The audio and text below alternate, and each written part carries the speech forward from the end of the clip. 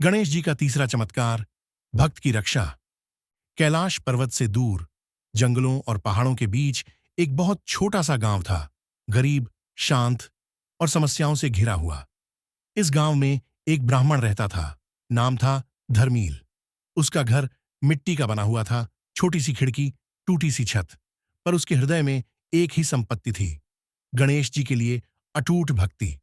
हर सुबह वह एक छोटा सा दीपक जलाता, अपने घर में रखी गणेश जी की छोटी मूर्ति पर फूल, दूर्वा और थोड़ी सी चावल चढ़ाता और विनम्र स्वर में कहता, गणेश जी, मेरे पास धन नहीं, आसरा नहीं, पर मेरे गांव को अपनी रक्षा दे देना।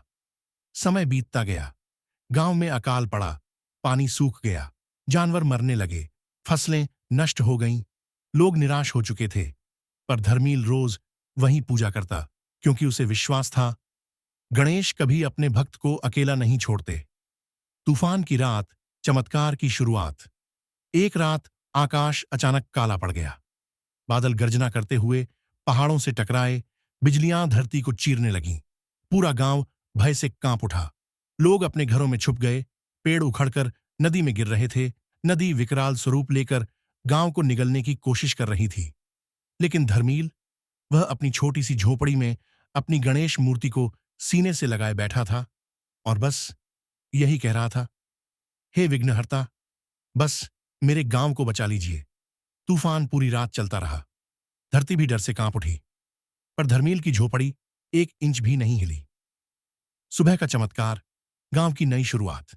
अगली सुबह जब गांव वाले बाहर निकले तो उन्होंने जो देखा वह किसी चमत्कार से कम नहीं था। पूरे गांव में तबाही, टूटी दीवारें, बहे हुए खेत, गिरे हुए पेड़, उजड़ा वातावरण। लेकिन उस सब के बीच धर्मील की झोपड़ी बिल्कुल सुरक्षित खड़ी थी। इतनी सुरक्षित कि उसके चारों ओर सुनहरी रोशनी का एक दिव्य घेरा बन गया था।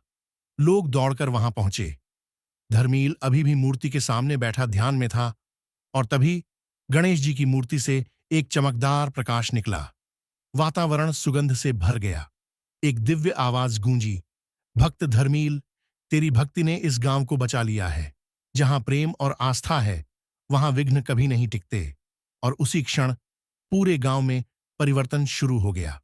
सूखे खेत हरे होने लगे, कुओं में पानी भर गया, टूटी हुई दीवारें अपने आप खड़ी होने लगीं और हवा में एक दिव्य ऊर्जा फैल गई। लोग आश्चर्य से देखते रह गए, मानो किसी अदृश्य शक्ति ने उनके गांव को फिर से जीवित कर दिया हो। यह था गणेश जी का तीसरा चमत्कार, भक्त की रक्षा और पूरे गांव का उद्धार। उस दिन गांव वालों ने घोषणा की, आज से हमारा गांव विघ्नहर ग्राम कहलाएगा। और सबने एक स्वर में कहा, विघ्नहर्ता गणेश जी की जय।